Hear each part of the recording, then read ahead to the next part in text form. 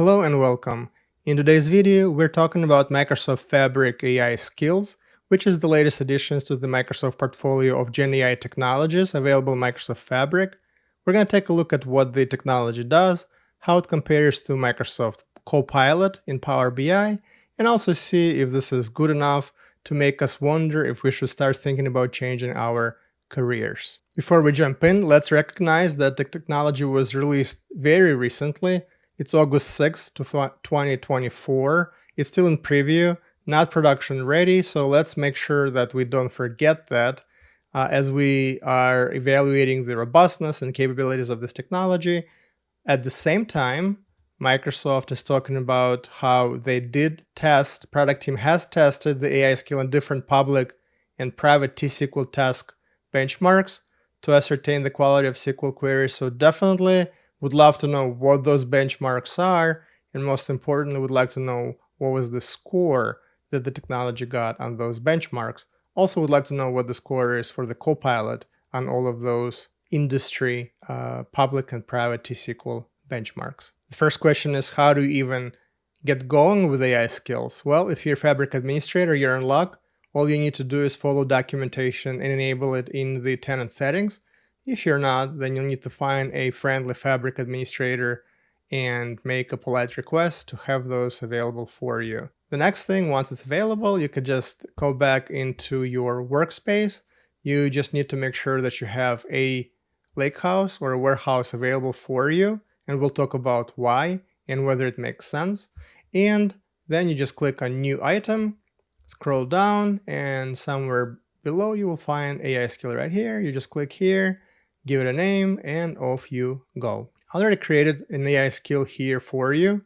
The way this works is, it's a very simple interface, does not require a whole lot of jump starting and learning a whole lot of different skills in order to be able to operate this.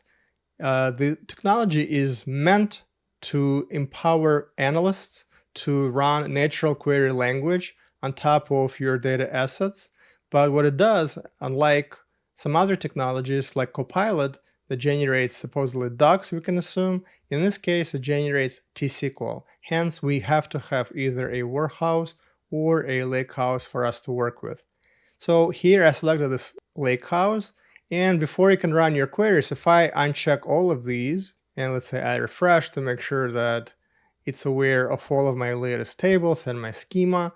So if I want to run some queries about a customer, I just click on a customer.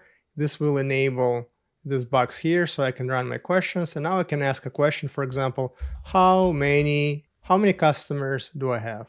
So the query runs and it says I have 701 customers. If you are a SQL guru like me, I could just look at a SQL that it generates and say, yep, that makes sense, or no, it doesn't. If you're not a guru, if you're just still training, what you should be able to do is go to your Power BI model, click on a Copilot, and ask exactly the same question. So let me take this question, go back to the Copilot. Now, make sure that the preview option is enabled. If preview option is not enabled, Copilot will only be able to answer questions based on the visuals that are displayed on the page. So if you do enable the preview option, you're now able to ask questions that are based on the underlying data. So I'm going to go ahead and paste this question, hit enter. So AI skill set 701, which is correct. Now Copilot here is definitely freaking out a little bit. It's giving me a chart of all customer names and then count of customer IDs. This is a nonsensical chart, not sure what's going on. I'm going to vote this down. That chart, I don't know where this is going to. It's going to Microsoft, okay. So definitely don't like what this generated, but that's not about Copilot right now. Let's go back to the AI skill. The next question is, how many products do I have? And if I run this, it says 701, which is interesting because I do not have products enabled. So it's probably using some of the training that we had done before. So it says 701 products. If I ask the same questions of Copilot, it's giving me the same nonsensical chart of different product IDs and count of product names and count of product IDs. I'm going to give Copilot one more chance. And if it doesn't get that question right, I'm just going to spend the rest of this video just in AI skills because it's doing such a better job. Now, the reason AI skills might be doing a better job than the Copilot is because of this little feature right here. So in the notes for the model, what you can do is you could type additional insight or additional prompt that would help your model generate better SQL. So here, for example, I say that, hey, when I talk about sales, I'm going to specify the column name amount USD, and that's the column that we use to calculate sales. Also, when I talk about cost, I talk about sum of raw materials and labor and overhead costs. And when you add those together, that's going to give you my overall cost perspective. Now that it knows what my sales and cost is, it has enough context to generate profit. The other thing that I have in our system is our model has a scenario column, 1 for actual and 2 for plan. So if I want to get if the SQL does not filter things out by scenario, it's going to sum together actuals and plan, and it's going to double basically my number. So I wanted to put that hint in here to make sure that the quality of SQL is pretty high. So far so good. Let's ask a more nuanced question. In fact, let's go ahead and select all of the tables that I think could be useful for our analysis. So I'm going to say we need to know customer, date, product, and sales. And now let's ask something interesting. Let's ask how many products did I sell? A little bit nuanced, not how many products do I have, but how many products do I sell? Let's see what it does. And I'm happy to report that AI Skills does pick up that nuance, right? It says, hey, instead of querying my product table, I'm gonna go into my sales table, which tracks all of the actual sales, and it's gonna give me a distinct product count from that table. Now, what it doesn't do, it does not differentiate here between sales and actuals, or rather actuals and plan. So potentially it could give me products that I'm planning to sell, but have not yet sold. But this is already pretty good, and I'm happy to see that it's picking up that nuance between the two questions. Now, the next question I asked was, what were my sales in 2024? And it gave me a decent query. It was smart enough to join sales and the date, and it knows that in the date table I do have a column for the year, and it passed 2024 as a parameter, but it was not smart enough to filter an addition by the scenario. So this is now adding my plan and actuals.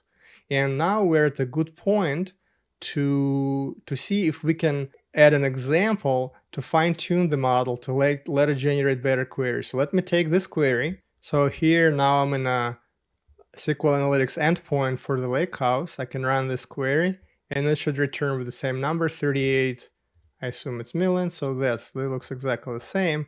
But I'm going to go ahead and fix it, and I'm going to say and sales scenario is equal to 1. Okay, so now I fixed my query, and I say, hey, filter out for the year. In this case, I'm going to use 2022, and filter out for the scenario. So I'm going to take this query. You could see that it generates a number.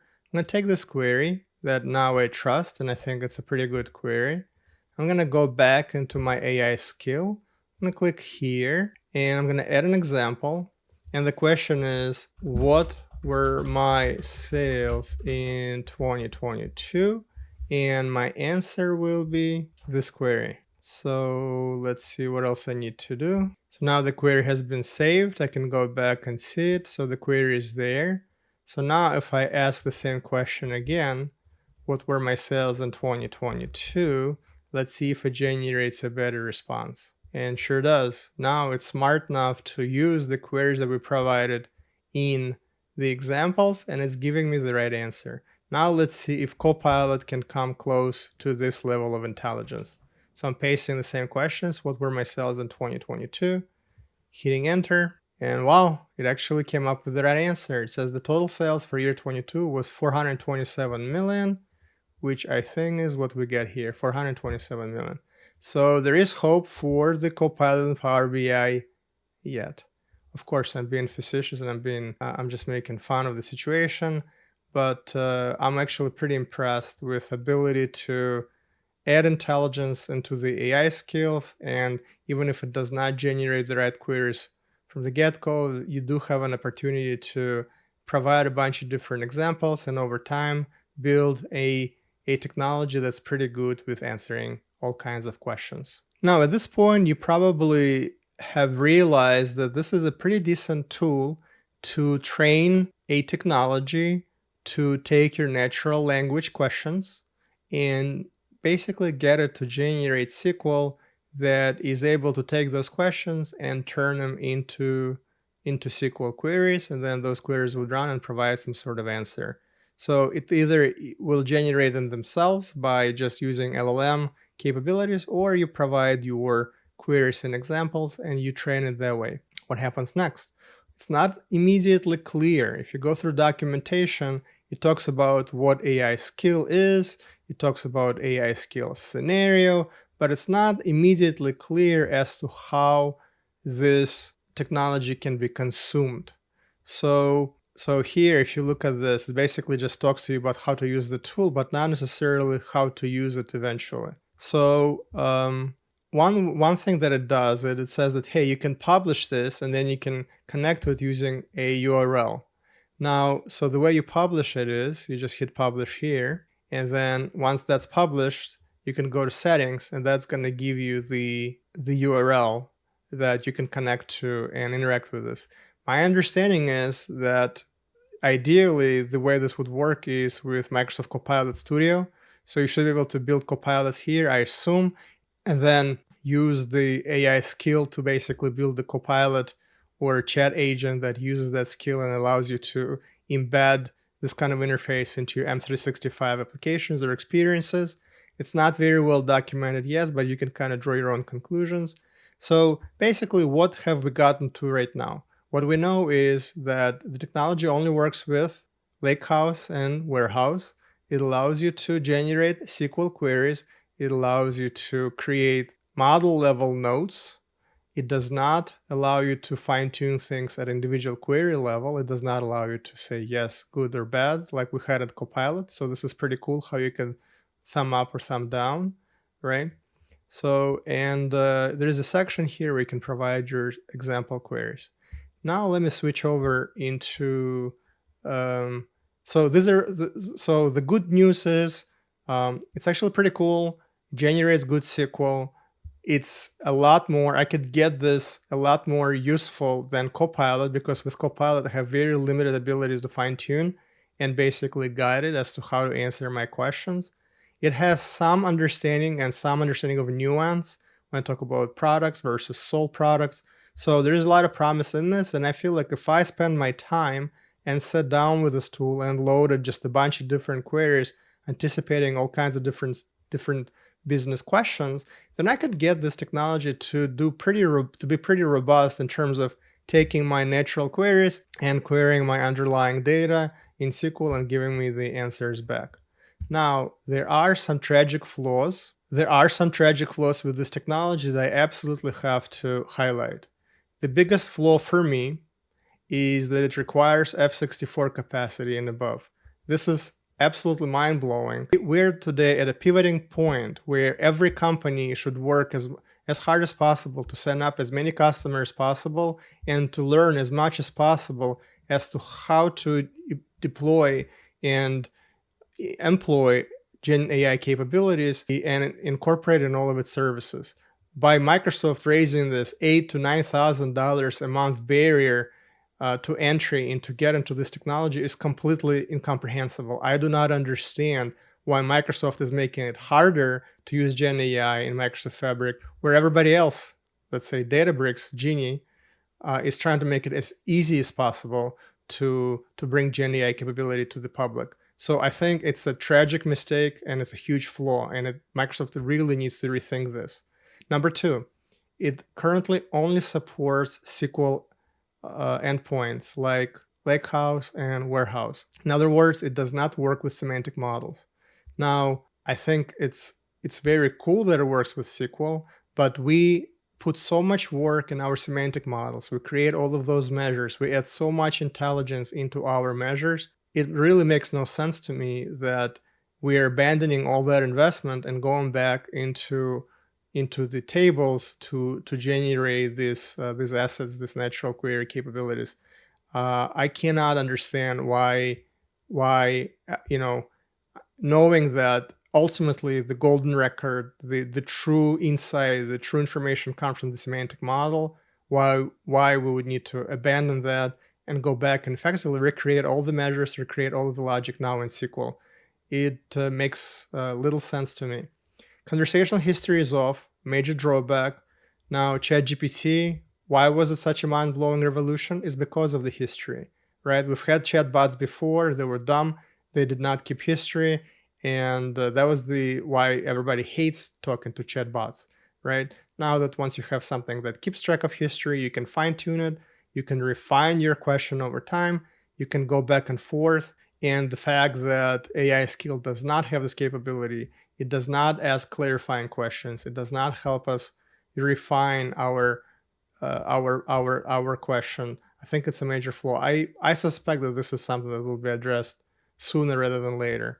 Of everything above, I assume that conversational history will be on soon. F64, again, all I can do is just be completely confused. And then semantic model would obviously require a major rewrite of the technology. My guess is it's not anywhere close in the roadmap. The next thing is no ability to provide feedback for each query, and there's no ability to fix query before saving it into samples. So what I had to do, I asked a question, it generated a suboptimal query. Ideally, I would want to fix it right there and click Edit to Samples and be done with this, right? But the tool makes me take the query, go to yet another window, go into a SQL Analytics endpoint, click, click, click, click before I can basically fix it. And then I have to go back into my original window, paste it. So just UX elements are not very smooth. Ideally, I'd want to do everything and never have to leave the tool. I do get a lot of errors that I don't understand when I run those questions. So by the time I did this video, I kind of worked out what works and what doesn't.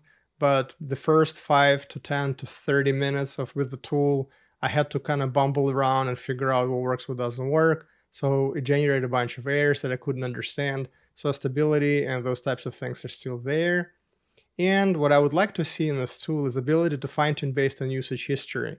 What I would love to be able to do is, as the tool deployed and as people and customers use it, I'd like to see what queries are and what kind of natural queries are running through the tool. And I'd like to understand how well that works. Can I keep learning from that activity and make the model robust after I already deployed it? So what did we learn today?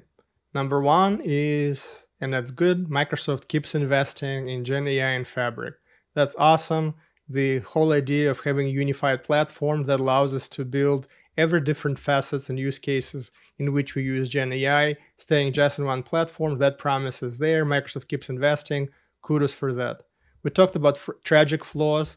Some of them are strategic and probably will require a major rethink about the approach. Some of them could be fixed very quickly, like F64 thing that could probably be fixed overnight. My suspicion is it's more of a marketing decision than a product decision.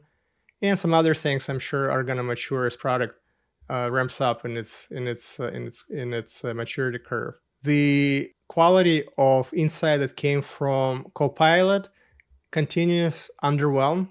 I'm not going to sugarcoat it. I'm not seeing a whole lot of improvement in the quality of insight that's coming from Copilot.